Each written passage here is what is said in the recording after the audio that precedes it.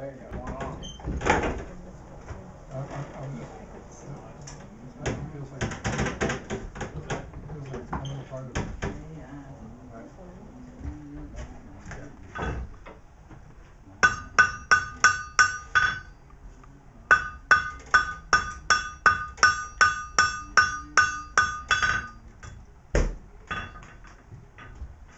Funniest joke I ever heard. Frank, you know who Frank Curley is? I think. He's my favorite blacksmith. He lives in New Mexico. He lives with a Navajo woman. On his front lawn, he's got about 3 tons of coal.